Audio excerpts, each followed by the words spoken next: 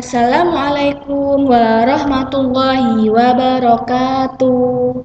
Halo teman-teman semuanya, bagaimana kabarnya kalian? Insya Allah selalu sehat dan dalam lindungan Allah ya teman-teman. Oke, di dalam dua ini Ustazah akan menjelaskan tentang menyayangi tumbuhan dan hewan itu bagaimana.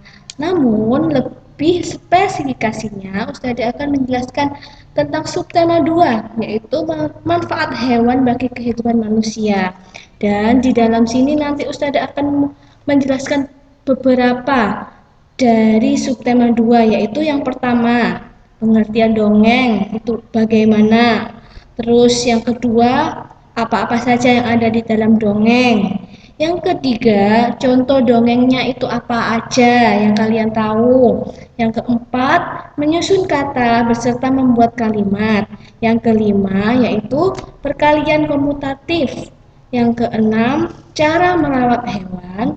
Yang ketujuh, keberagaman. Dan yang terakhir yaitu gerakan hewan. Ya, teman-teman.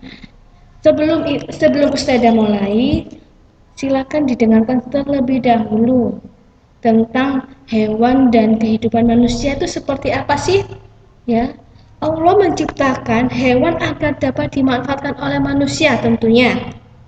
Ada hewan yang dipelihara untuk digunakan tenaganya, misalnya anjing, terus apa lagi ya? Terus yang lain lah. Nah, terus ada juga yang diternakkan untuk diambil daging, kulit, telur, susu, dan tulangnya. Contohnya kayak sapi, kayak kambing, kayak domba, dan sebagainya. Ada pula hewan buas yang hidup di alam bebas seperti macan, terus gajah, kijang, itu hewan buas semuanya yang hidup di alam bebas. Semua itu kewajiban kita ya teman-teman untuk saling menjaga dan melestarikan hewan supaya tidak punah. Jadi hewan itu disayangin ya jangan disakitin. Terus sebagai ungkapan rasa syukur kita kepada Allah sudah diberikan atau diberi kehidupan di alam dunia ini. Jadi seharusnya kita lebih banyak bersyukur. Oke, selanjutnya yang pertama yaitu dongeng. Apa sih dongeng itu? Dongeng ialah sebuah cerita khayalan atau cerita yang tidak benar-benar terjadi. Dongeng biasanya mempunyai sifat menghibur dan mengandung nilai pendidikan. Dongeng yaitu cerita yang dikarang dan diceritakan kembali dengan secara berulang-ulang oleh orang-orang. Cerita itu bisa dibuat dikarenakan terinspirasi dari suatu peristiwa. Kemudian kemudian apa saja sih yang ada di dalam dongeng itu? Tentunya yang pertama ada tema. Ya, tema itu gagasan utama atau pokok pikiran utama yang dijadikan judul ini ya. Yang kedua yaitu amanat. Amanat itu pesan moral dari cerita. Jadi setiap cerita pasti ada pesannya. Kenapa kamu menulis cerita tersebut? Pasti ada tujuannya. Nah, itu dimasukkan di dalam amanat. Misalnya amanatnya kita tidak boleh sombong, kita harus suka berbagi, itu namanya amanat. Yang ketiga yaitu tokoh. Tokoh itu orang atau pelaku, misalnya si Budi, si Tono itu namanya pelaku. Pelaku bisa saja dari hewan, bisa boleh, nggak harus orang ya teman-teman. Yang keempat yaitu latar atau setting, yaitu tempat kejadian cerita. Jadi setiap cerita pasti ada tempat kejadian cerita. Di mana misalnya di Sidoarjo atau di Surabaya atau di Bandung, boleh. Yang kelima yaitu watak atau sifat. Misalnya di dalam cerita itu ada misalnya Budi sifatnya sombong, baik, atau Tony sifatnya jujur dan sebagainya. Berikutnya yaitu contoh dongeng. Dongeng di sini Ustazah ada 5 saja ya teman-teman. Nanti sisanya kalian sebutkan sendiri. Yaitu yang pertama bawang merah dan bawang putih. Yang kedua kancil dan buaya. Yang ketiga, seekor rubah yang tidak sabar. Yang keempat, anak orang hutan yang malang. 5, yaitu Molly kucing baru Nina. Dari sekian Ustazah contohkan di sini 5 contoh dongeng, pasti kalian pasti pernah membaca ya.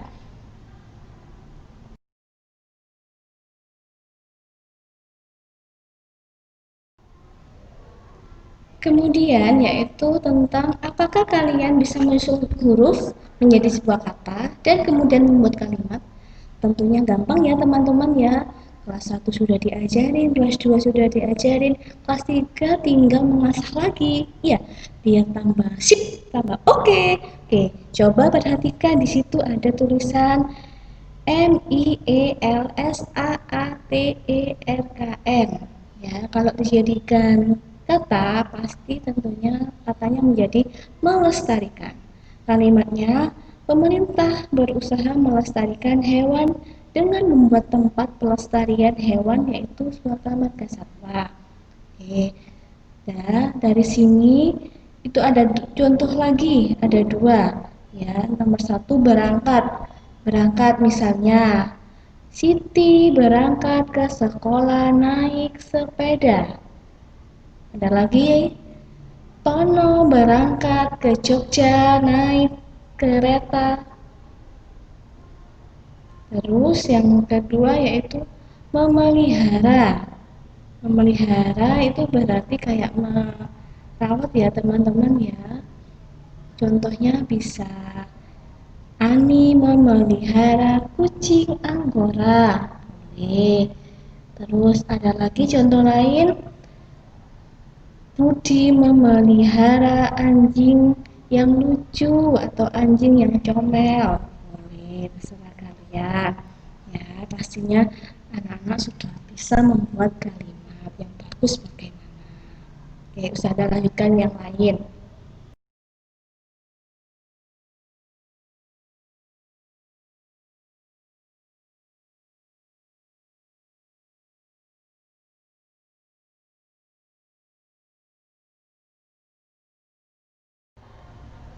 Perhatikan gambar berikut. Pastinya teman-teman semuanya sudah tahu ya, itu gambar apa?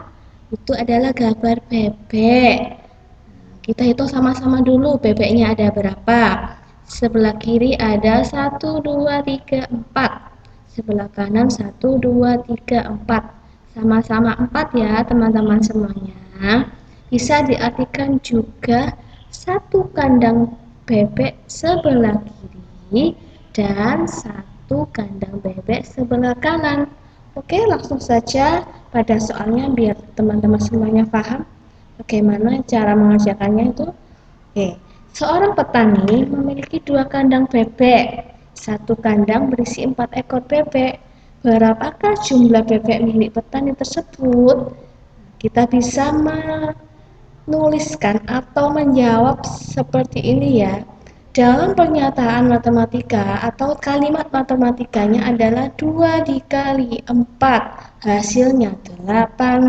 Atau bisa juga dinyatakan dalam bentuk 4 dikali 2, hasilnya juga 8. Oleh karena itu dapat dinyatakan dengan operasi komutatif, yaitu pertukaran. Ya, pastinya teman-teman semuanya sudah paham. Sebelumnya sudah dijelaskan apa sih operasi komutatif itu. Operasi komutatif itu yaitu pertukaran.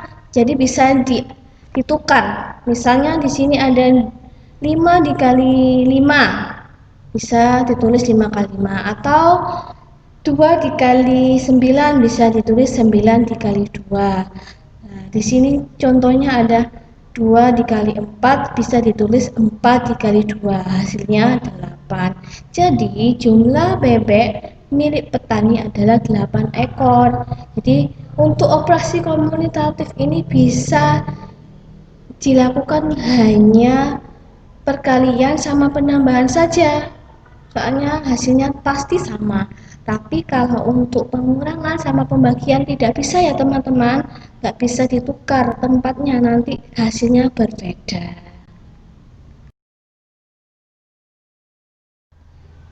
Oke, Ustazah ulangi kembali. Di situ ada Gambar ayam ya, tadi kan gambar bebek, sekarang gambar ayam. Nah, sebelah kiri itu juga ada 3, sebelah kanan ada 3. Jadi kalau dituliskan 2 dikali 3 atau 3 dikali 2, jadi jumlahnya hasilnya yaitu ada 1, 2, 3, 4, 5, 6. Jadi jumlahnya ada 6 ayam. Begitu seterusnya, nanti Ustazah beri latihan biar anak-anak bisa mengerjakan dengan baik. Oke.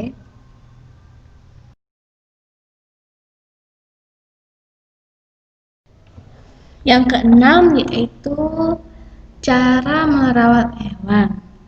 Di situ ada gambar hewan kelinci sama burung. Mengapa Kak Ustazah memasang gambar tersebut? Karena Ustazah suka dengan hewan tersebut. Dan tentunya teman-teman semuanya juga mempunyai hewan kesukaan ya. Ada yang suka kucing, ada yang suka ikan, ada yang suka hamster, dan lain sebagainya. Nah, di situ pasti kalau kalian memelihara hewan, pastinya harus bisa merawat hewan. Dengan cara bagaimana? Yaitu yang pertama, rutin memberikan makan dan minum. Ya, 3 kali sehari lah minimal, boleh lebih boleh. Yang kedua, rutin membersihkan kandangnya. Mengapa kok harus rutin? Supaya tidak bau, tidak kotor. Kalau kotor, kalau bau, enak nggak dipandang? Sedap nggak dirasakan? Pastinya tidak, ya. Harus selalu bersih dan rapi. Yang ketiga yaitu membawa ke dokter hewan jika sakit. Ketika hewan peliharaannya itu sakit atau kesandung atau keinjak atau tertabrak, pastinya kan sakit. Nah, itu bisa dibawa ke dokter hewan ya, jangan dokter manusia ya, ada dokternya sendiri, dokter hewan. Yang ketujuh yaitu tentang keberagaman. Keberagaman yaitu memiliki banyak jenis dari keberagaman warna kulit. Misalnya kulit hitam, kulit putih, kulit sawo matang. Terus yang kedua keberagaman bahasa. Bahasa yang digunakan itu bisa bahasa Indonesia, bisa bahasa Jawa, terus bahasa Madura dan lain sebagainya. Terus yang ketiga agama. Agama di Indonesia ini ada 6 ya yang diakui, apa saja? Yaitu yang pertama Islam, Kristen, Katolik, Hindu, Buddha, dan Konghucu. Terus ras. Terus ini ras dan suku dan sebagainya. Nah, kita sebagai bangsa yang bermoral tentu perlu menghargai keberagaman ini melalui semboyan Bhinneka Tunggal Ika guna menjaga persatuan dan kesatuan bangsa. Ya, keberagaman ini menunjukkan sikap Pancasila yang ketiga, yaitu bunyinya apa? Persatuan Indonesia.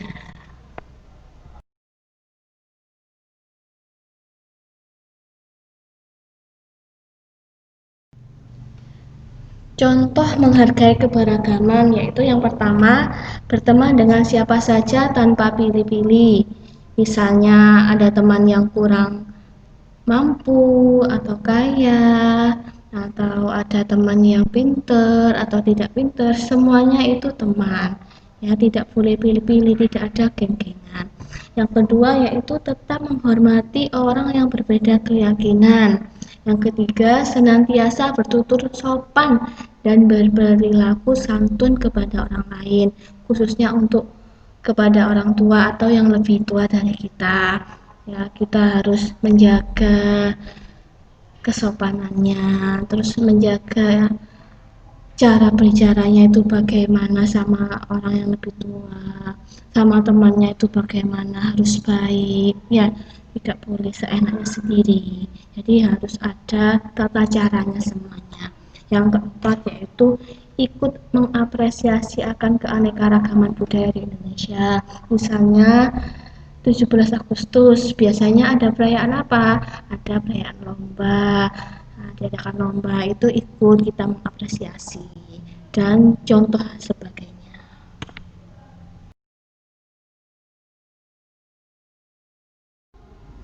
Yang terakhir yaitu menirukan gerakan hewan. Nah, yang melompat itu apa, teman-teman? Pastinya hewan kelinci atau katak atau kanguru itu melompat. Pastinya teman-teman juga sudah bisa melompat ya. Bisa semuanya. Berlari, melompat atau yang lainnya bisa. Nah, gerakannya seperti itu. Lompat kata atau kelinci itu langsung 3 ya. Jadi nggak berhenti, langsung habis lompat lagi 3 kali. Bisa ya teman-teman. Oke, sebelum Ustazah akhiri, Ustazah berpesan lagi ya kepada teman-teman semuanya. Selama pandemi COVID ini sebelum berakhir, pastikan kalau tidak perlu tetap di rumah. Jangan lupa sholatnya, jangan lupa ibadahnya, jangan lupa murojaahnya, jangan lupa membantu bundanya, dan jangan lupa tugas-tugasnya dikerjakan dengan baik. Ya, oke. Sekian dan terima kasih. Semangat belajar teman-teman semuanya. Wassalamualaikum warahmatullahi wabarakatuh.